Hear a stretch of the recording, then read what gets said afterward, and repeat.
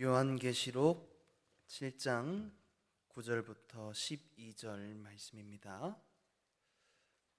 한 절씩 교독하겠습니다. 하나님의 말씀입니다.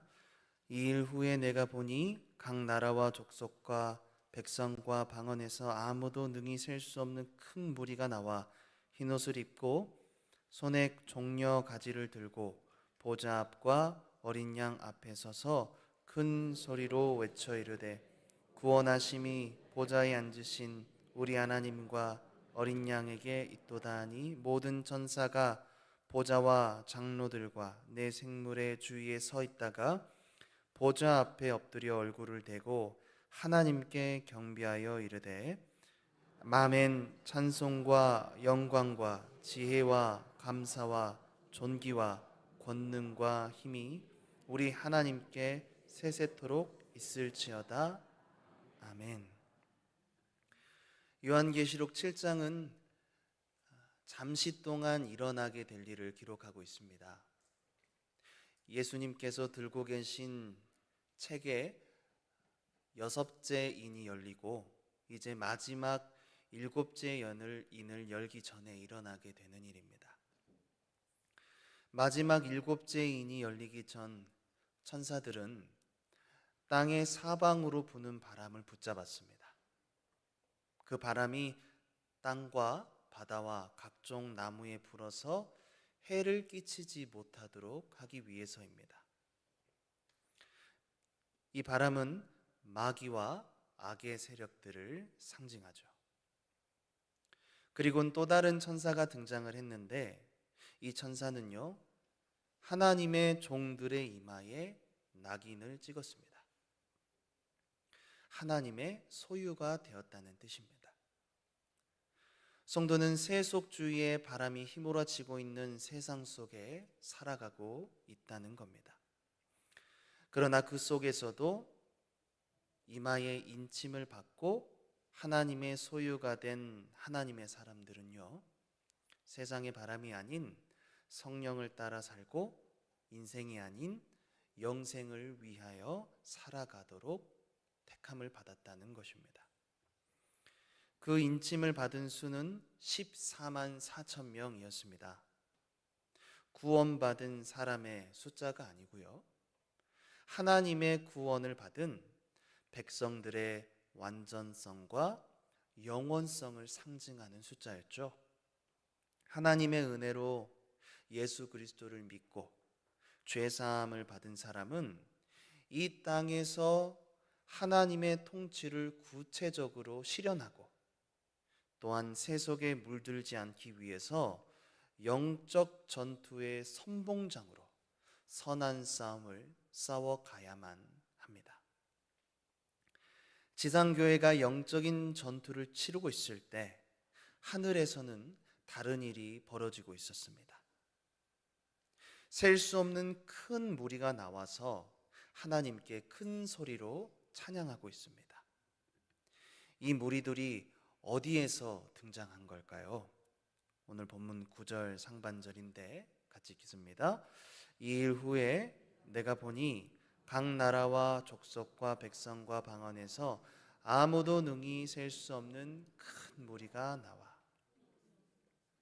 이 큰 무리는 구원받고 승리한 하늘에 입성한 성도들이거든요. 이 성도들이 각 나라와 족속과 백성과 방언에서 나왔다는 거예요. 큰 무리는 하나님께서 아브라함에게 하신 약속이 이루어졌다는 걸, 그 약속이 성취되었다는 걸 보여줍니다. 하나님은 아브라함에게 약속하셨습니다. 내 자손이 티끌과 같게 할 거야. 내 자손이 하늘에 있는 무별과 같이 많게 할 거야. 바다에 셀 수 없는 모래와 같이 할 거야 라고 약속하셨죠. 한번 살펴보겠습니다. 창세기 13장 16절에 같이 읽어보겠습니다. 내가 내 자손이 땅의 티끌 같게 하리니 사람이 땅의 티끌을 능히 셀 수 있을진데 내 자손도 세리라. 티끌 같게 한다는 거죠. 그러니까 하나님 나라의 관점에서는 14만 4천이라고 우리가 숫자로 이해할 수 있지만 사람으로서는 그 숫자를 다 헤아릴 수가 없는 것입니다. 창세기 15장 5절도 같이 읽어보겠습니다. 그를 이끌고 밖으로 나가 이르시되 하늘을 우러러 무뼈를 셀 수 있나 보라. 또 그에게 이르시되 내 자손이 이와 같으리라. 22장 17절입니다. 내가 내게 큰 복을 주고 내 씨가 크게 번성하여 하늘의 별과 같고 바닷가의 모래와 같게 하리니. 아멘. 여러분, 신약의 교회는 하나님께서 아브라함에게 하신 약속이 성취되어서 탄생하게 되었습니다. 구약에서는 혈통적 유대인 그리고 전통적 이스라엘, 그런 히브리인이 아브라함의 자손이라고 얘기를 했지만 신약에서는요, 예수님을 구원자로 믿고 주님으로 고백하는 교회 공동체, 즉 죄사함 받고 거듭난 새 이스라엘이 아브라함의 자손입니다. 그래서 갈라디아서 3장 7절은 믿음으로 말미암은 자들이 아브라함의 자손이라고 말씀하는데요. 같이 읽어보겠습니다. 그런즉 믿음으로 말미암은 자들은 아브라함의 자손인 줄 알지어다. 남녀노소 빈부 귀천을 차별하지 않고 누구든지 믿음으로 승리한 자들이 바로 이 아브라함의 자손이라 일컬음을 받습니다. 어떤 특정인, 어떤 가문, 어떤 집안이 아니라 우리가 헤아릴 수 없고 생각하지도 못한 정말 다양한 사람들이 하나님 나라에서 지금 예배하고 있는 것입니다. 여러분, 하나님 나라는 언제나 믿음이 먼저입니다. 믿음을 기준으로 하나님이 모든 걸 판단하시는 줄 믿으시기 바랍니다. 그래서 하나님께서 말씀하시기를 우리 예수님께서 먼저 된 자가 나중되고 나중된 자가 먼저 된다고 하셨음을 우리는 기억해야 할 것입니다. 우리 좌우 앞뒤 이렇게 인사하겠습니다. 믿음이 먼저입니다. 그렇습니다. 돈으로도 못 가고 잘생겨도 못 가고 믿음으로 가는 나라, 하나님 나라. 아멘. 네.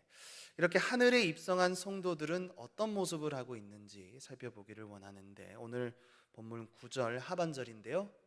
함께 읽겠습니다. 흰옷을 입고 손에 종려 가지를 들고 보좌 앞과 어린 양 앞에 서서.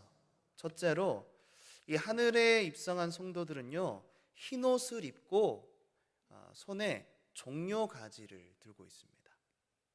신약 시대에 이 로마가 전국을 지배하던 이 헬레니즘 시대에는 흰옷과 종려 가지를 사용할 때 전쟁에서 사용했습니다.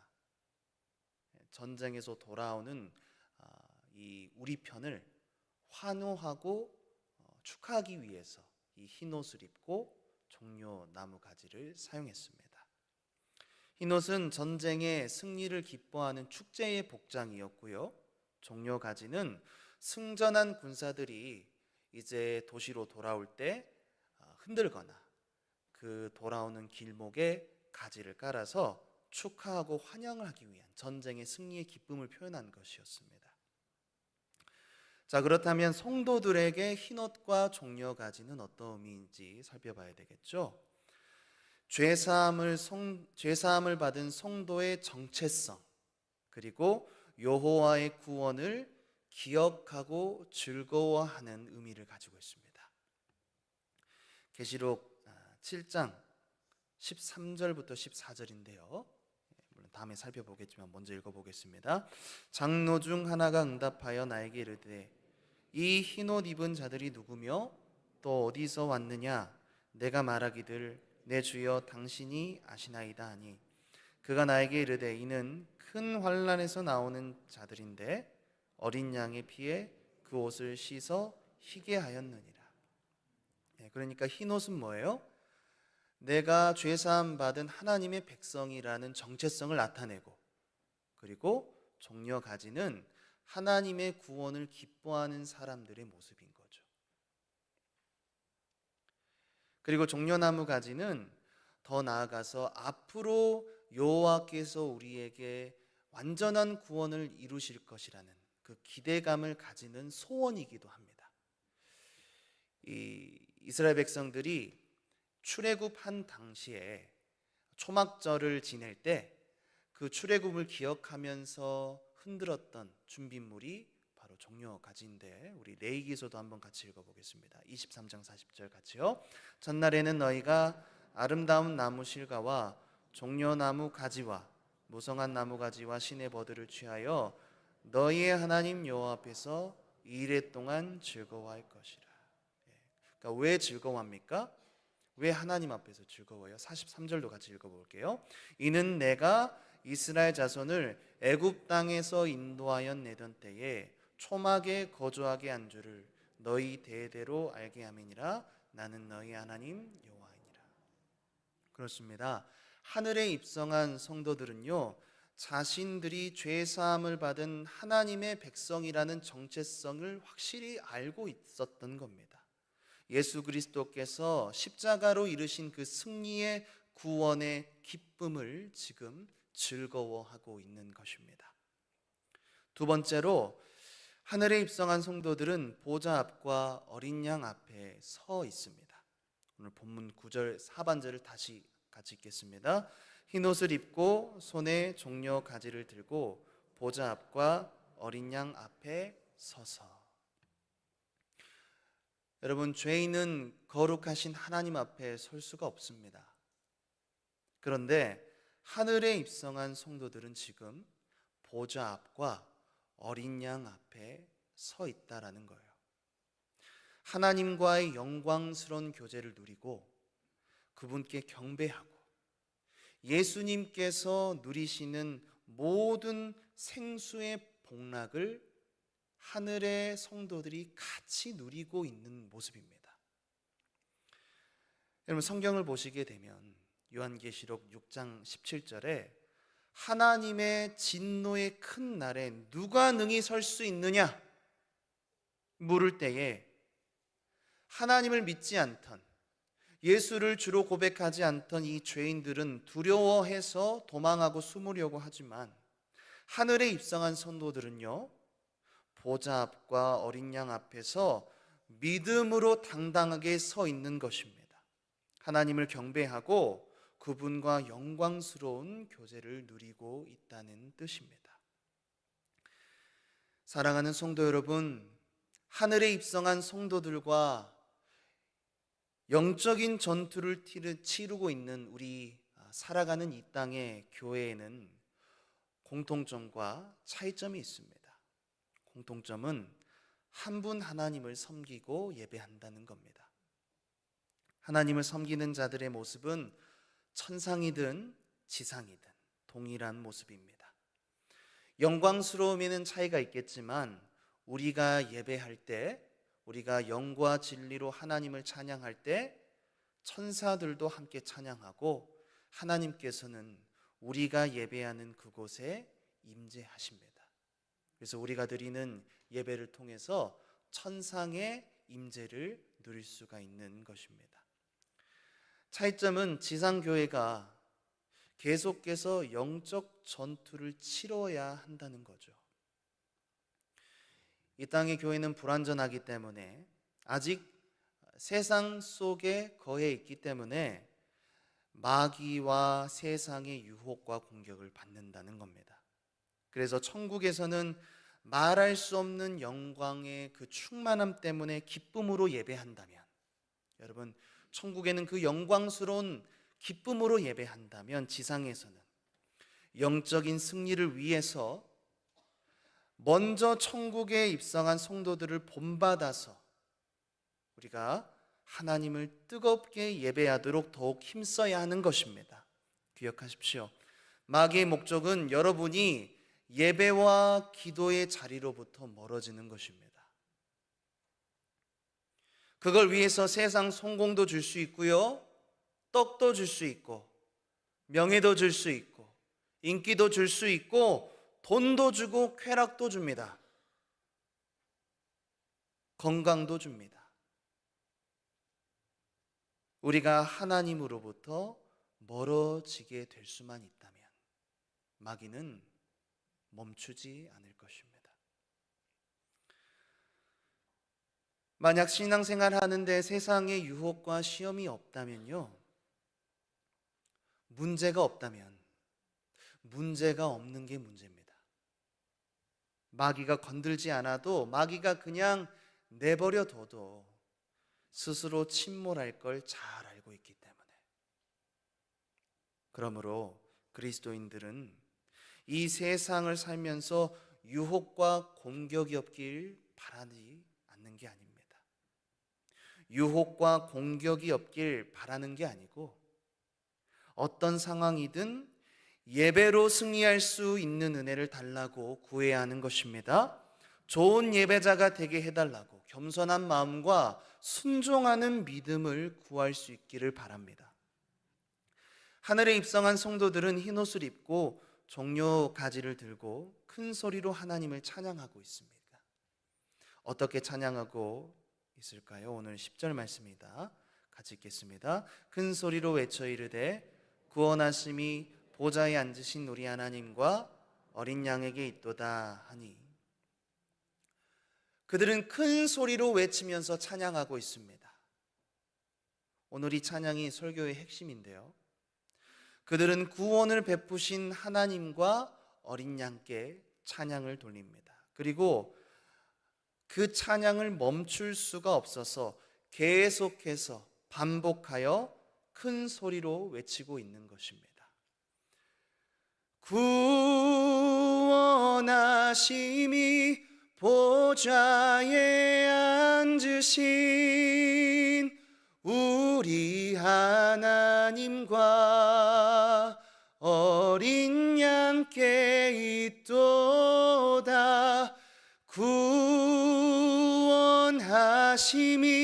보좌에 앉으신 우리 하나님과 어린 양께 있도다.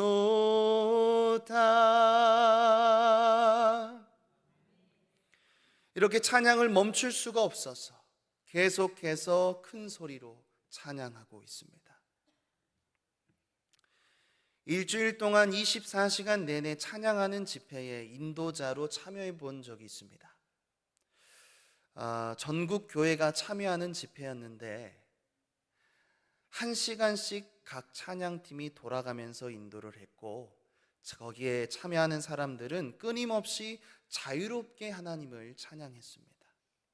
기뻐 뛰면서, 바닥에 엎드려서, 춤추면서, 박수치면서, 무릎 꿇으면서, 거기에 참여하는 모든 사람들은요, 다양하게 각자의 예배의 모습으로 하나님을 예배하는 모습을 볼 수 있었습니다. 서로 사는 지역도 다르고 이름도 나이도 모르지만 그곳에 있는 예배자들은 한 마음으로 모여서 24시간 동안 쉬지 않고 찬양을 했습니다.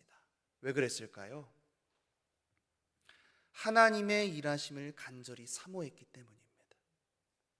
우리 나라를 불쌍히 여겨주시도록, 우리의 가정에 구원을 베풀어 주시도록, 대한민국의 영혼들이 주님께 다시 돌아오도록, 우리 안에 우상이 깨지고 부서져서 우리 민족이 다시 한번 예수님의 부흥으로 경험하고 뜨거운 신앙으로 회복시켜 달라고 그들은 멈추지 않고 찬양하며 기도하며 예배했습니다. 예배로 하나님을 일하시게 한 겁니다. 여러분, 성경에도 그런 사람이 있었습니다. 남유다의 아사 왕이 그러했습니다. 구스 사람 세라가 군사 100만 명과 탱크와 같은 병거 300대를 거느리고 쳐들어옵니다. 아사 왕도 나름 싸워보려고 전열을 갖추어 보았습니다. 58만 명의 군사로. 여러분, 조금 비슷하면 해볼만 하겠는데 100만 명의 대군과 탱크 300대를 가지고 오니까 이거는 해볼 수 없는 화력인 거죠. 그때 아사 왕이 어떻게 기도했습니까? 강한 자와 약한 자 사이에는 주밖에 도울 리가 없습니다. 역대하 14장 11절 함께 읽습니다. 아사가 그의 하나님 여호와께 부르짖어 이르되 여호와여 힘이 강한 자와 약한 자 사이에는 주밖에 도울 리가 없사오니 우리 하나님 여호와여 우리를 도우소서. 우리를 주를 의지하오며 주의 이름을 의탁하옵고 이 많은 무리를 치러 왔나이다. 여호와여 주는 우리의 하나님이시오니 원하건대 사람이 주를 이기지 못하게 하옵소서 하였더니 주님밖에 없습니다. 이 기도가 하나님 앞에 드려지자 여호와께서 구스 사람들을 모두 치시고 남유다가 기도로 승리하게 된 것입니다. 12절 함께 읽습니다. 여호와께서 구스 사람들을 아사와 유다 사람들 앞에서 치시니 구스 사람들이 도망하는지라. 사랑하는 여러분, 이 말씀을 믿으십니까? 성경 속 그냥 역사로 믿는 게 아니라 이 역사가 오늘 우리의 삶에 이루어질 것이라는 믿음이 있으십니까? 예배로 하나님을 일하시게 해야 합니다. 내가 하려고 하면 패배합니다. 아무리 전략이 좋고 머리가 뛰어나고 계획을 세워놓아도 세상은요 100만 대군으로 300대 탱크의 화력으로 우리를 더욱 억누르고 패배하게 합니다. 짓누릅니다. 우리의 힘으로는 세상을 이길 수가 없습니다. 우리는 하나님이 일하시도록 내가 먼저 하나님께 항복할 때 승리하게 되는 줄 믿으시기 바랍니다. 이것이 죽어야만 승리하는 기독교의 신비입니다. 우리의 질병이 치료받는 것 중요합니다. 나의 다급한 문제가 해결되는 것도 중요합니다. 나만 알고 있는 고통으로부터, 누군가에게 말할 수 없는 마음의 고난으로부터 해방되는 것도 중요하지만 성도가 진정으로 하나님을 찬양해야 하는 가장 큰 이유 1번은요 우리에게 베푸신 구원 때문입니다. 가장 값진 것이죠. 영적인 죄와 사망으로부터 나를 건지신 것, 지옥의 형벌로부터 우리를 건져내신 그 하나님의 구원을 찬양해야 하는 것입니다. 제가 본문을 묵상해 보니 하늘에 입성한 성도들은 이런 찬송을 천국에서 부르기까지 이 땅에서도 수많은 고백과 순종의 삶이 있었다는 걸 마음으로 깨닫게 되었습니다. 그냥 천국에 들어가니까 천국에 와서 하는 일이 자연스럽게 찬송하는 것이 아니고요, 그들도 고난의 연속인 이 땅을 살아가면서 하나님께서 베푸신 구원을 간절히 바라며 노래하는 삶을 살아왔던 겁니다. 사랑하는 성도 여러분, 구원받은 자의 본분은 하나님을 찬양하는 삶인 줄 믿으시기 바랍니다. 그런데 그 찬양이 예배 시간에 드리는 그런 단순한 노래가 아니라는 거예요. 하나님께서 베푸신 구원을 정말 귀하게 여기는 마음으로 삶을 살고 하나님 나라가 나를 통하여 이 땅 가운데 속히 이루어지기를 바라는 간절한 기대와 소망으로 감사함으로 하나님께 찬송하는 것입니다.